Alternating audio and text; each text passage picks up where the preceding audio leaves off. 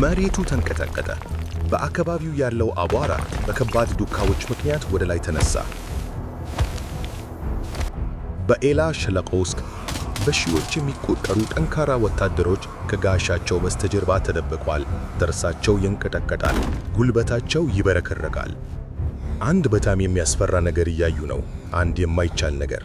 የአንድ ግዙፍ ጥላ በደረቅ መሬት ላይ ተኝቶ ፀሐይን ጋርዶታል።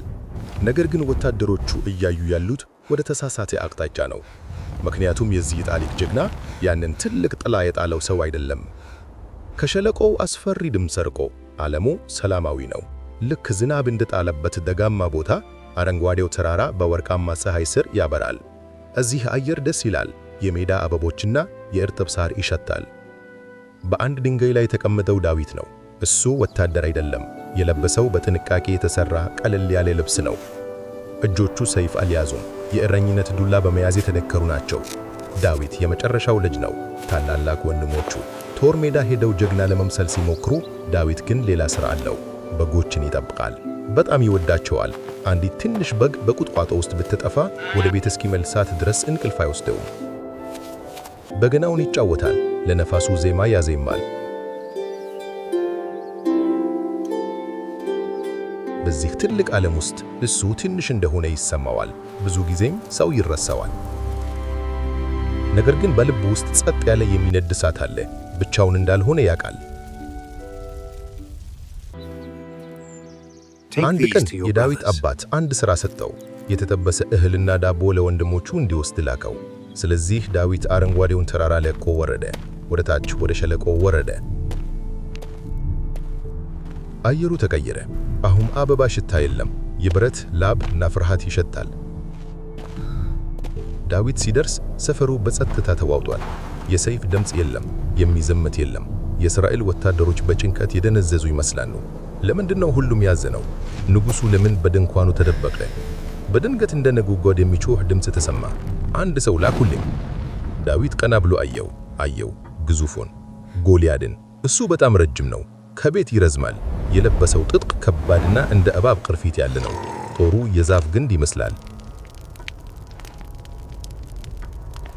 ጎልያድ ሳቀ። ሳቁ መሬቱን አናወጠው። በእግዚአብሔር ላይ ተሳለቀ፣ በሕዝቡ ላይ ተሳለቀ። ለ40 ቀናትም ፍርሃት ሁሉንም ሰው አሽመድምዶን ነበር። ዳዊት ግን አልተንቀጠቀጠም። የተሰማው ፍርሃት ሳይሆን የመቆርቆር ስሜት ነበር። ልክ እንደ ዱር ውስጥ አነባስ ለበጎቹ ሊወስድበት ሲሞክር እንደተሰማው አይነት።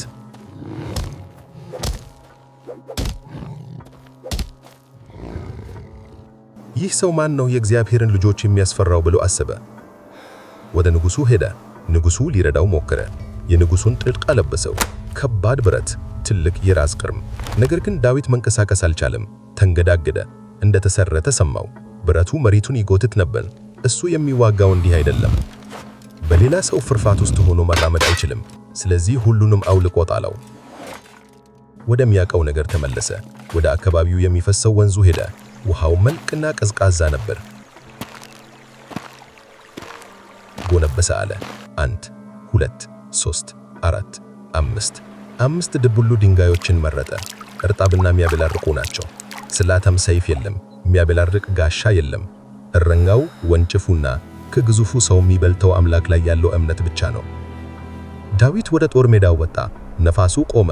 ዓለሙ ጸጥ አለ። በዚያ ግዙፍ ሰው ፊት ዳዊት በጣም ትንሽ ነበር። ግዙፉ ቆመ። ወደ ታች ተመለከተ። አንድ ልጅ በዱላ ሲመጣ አየው። ሳቀ። ጭብቅና ያስገመገመ ሳቅ ነበር።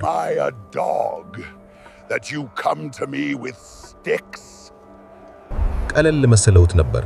ስለሚያቅት ያለው ወሰነ። የዳዊት ልብ ግን የረጋ ነበር። በተራራው ላይ የታገለውን አነባስ አስታወሰ። ድቡን አስታወሰ።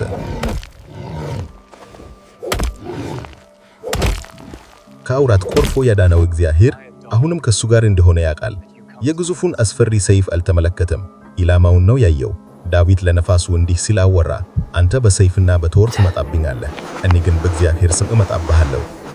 ዳዊት እጁን ወደ ኪሱ ከተተ። አንዱን ድቡሉ ድንጋይ በከደነው ወንጭፍ ውስጥ አስገባ። ማሽከርከር አለው። ዙር በዙር በፍጥነት። ወንጭፉ አይታይም ነበር። የአየር ላይ እምነት ክፍት ሆነ። ድንጋዩን ለቀቀው። በረረ። ቀጥ ብሎ ሄደ። አቅጣጫውን አልሳተም። አየሩን እየቀደደ ሄደ። ቶክ! ድንጋዩ ኢላማውን መታ።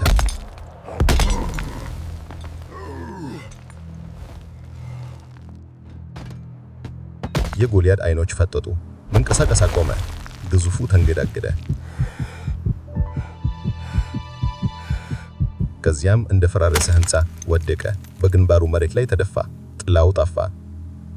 ለአፍታ ፍጹም ጸጥታ ሆነ። ከዚያም ሸለቆው በደስታ ጩኸት ተሞላ። ፍርሃቱ ተሰበረ። ያስፈሉት ቀናት አበቁ። ወታደሮቹ እየሮጡ መጡ። ነገር ግን ዳዊት አልተመጻደቀም። ጡንቻውን አላሳየም። በአቧራ ውስጥ በጸጥታ ቆመ። ንጹሕ አየር እየተነፈሰ ወደ ተራራው ተመለሰ። ፀሐይ ሰማይን በወይን ጠጅና ብርቱካን ቀለም ስትቀልበው እሱ ከበጎቹ ጋር ተቀመጠ። በዛ ቀን አንድ እረኛ ልጅ ለዓለም አንድ ምስጢር አሳየ። ጠንካራ ለመሆን ትልቅ ጡንቻ አያስፈልግም። ደህንነት እንዲሰማህ ከባድ ትጥቅ አያስፈልግም። ትንሽ እንደሆንክ ሲሰማህ በፊት ያሉ ችግሮች እንደ ግዙፍ ሲታዩህ ዳዊትን አስታውስ። የግዙፉ መጠን ለውጥ የለውም። ዋናው ነገር የእምነትህ መጠን ነው። በድብናና በእምነት ትልቁ ተላም በብርሃን ፊት ይጠፋል።